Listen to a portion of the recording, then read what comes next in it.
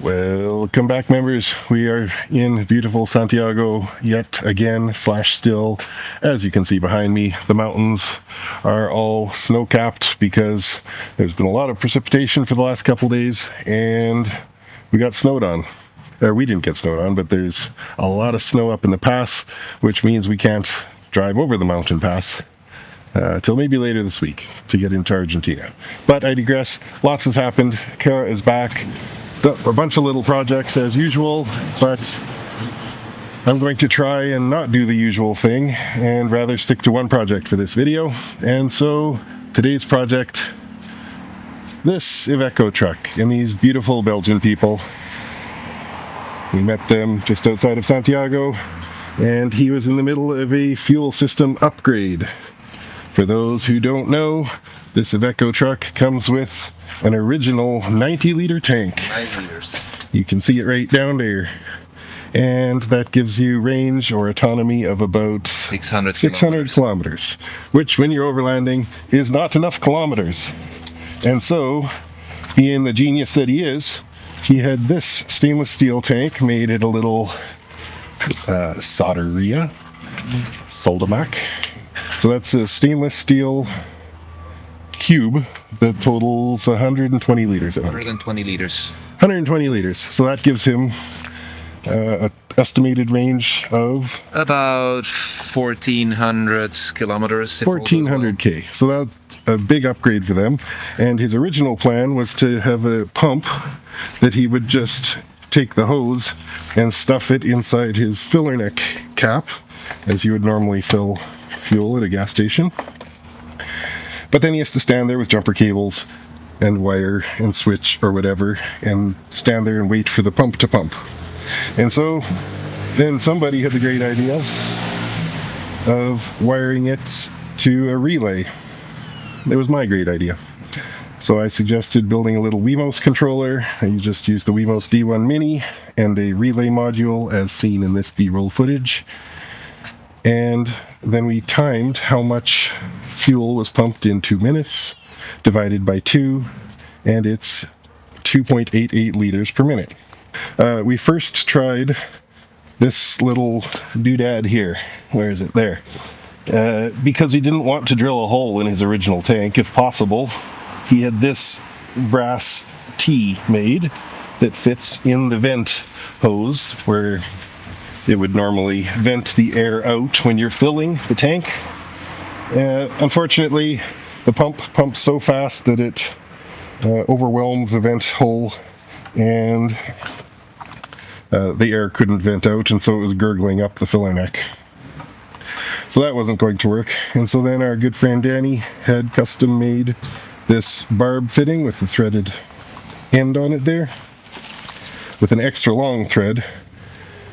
And then this morning we drilled and tapped the plastic tank and installed that brass fitting, and that all works well enough. But there's extra thread on that fitting in case that doesn't hold or in case it leaks. He can pop the tank open and reach inside and put a nut to hold that on there. But we think it'll hold. So then the WeMos D1 Mini is just running a basic web server, and initially I was just going to make it simple with a timer so that he could press run for 20 minutes and that way he wouldn't forget the switch on. And the reason I was concerned for him for that was because he only has a 90-liter original tank and 120 liters in the new tank, so theoretically possible to overfill and spill diesel out as he's driving. And so I said, why not just put a timer on it? And since it's a web thing anyway, we can make the timer adjustable and you can save the settings of how long to pump the fuel. So that's what we did. But then it snowballed out of control, and I made this fancy web app which has all the settings in there, so he can adjust the volume of his tank if he finds that the pickup straw cannot suck up more than, say, 18 liters, because it leaves 2 liters in the bottom of the tank below the pickup. So that gives him that adjustability, as well as the flow rate, liters per minute, can be tweaked if needed to adjust for reduced flow due to pressure losses in the line or whatever.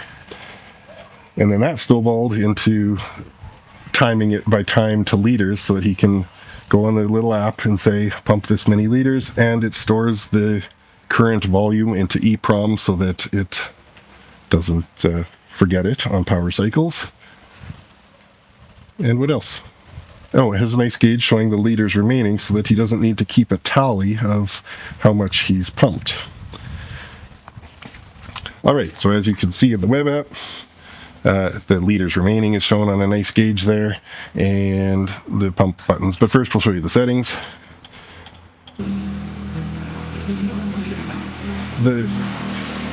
All right, so now in tank, or rather in the settings, you can see it has the pump and tank settings, where you can set the liters flow rate per minute, total tank capacity, liters remaining, which can be updated to when you refill the tank, you put how many liters you've put in. There's also a physical button, which this whole thing lives inside this plastic shroud for the side of his seat, bolted to the back of it. And we also put a physical button so that he doesn't need to use the app. He can just push that button, and then it will pump this number of liters, currently set to 1 for testing. Then there's the web button liters, which sets how many liters will pump when the button is pressed on the web, currently set to 2. Let's set this to a unique number like 2.2. And pump for minutes, which could be used for diagnostics, or if you just want to see how many liters pump in 10 minutes, you could do that. Beneath that is Wi-Fi settings. You can choose whichever Wi-Fi network you want to use, password, and I even gave him the option to remotely update the firmware so I can send him updates if need be. And so now a quick test. Pump 2 liters, or 2.2. Hopefully you'll be able to hear that. The pump lives down under the frame rail.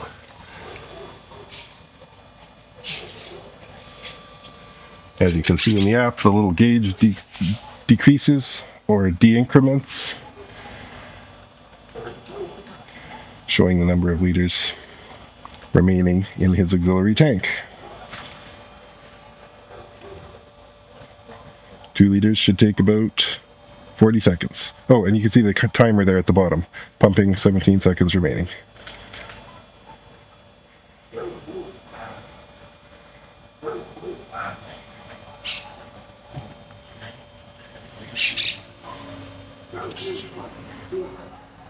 Beauty.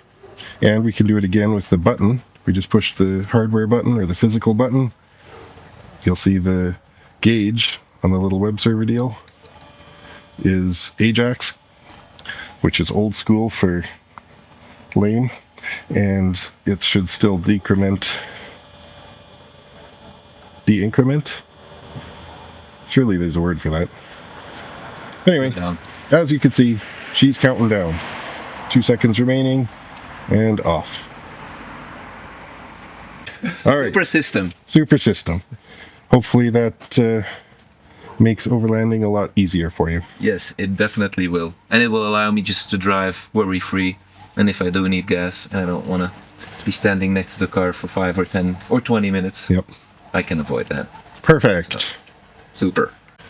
So that's the little side project. Probably nothing to be learned.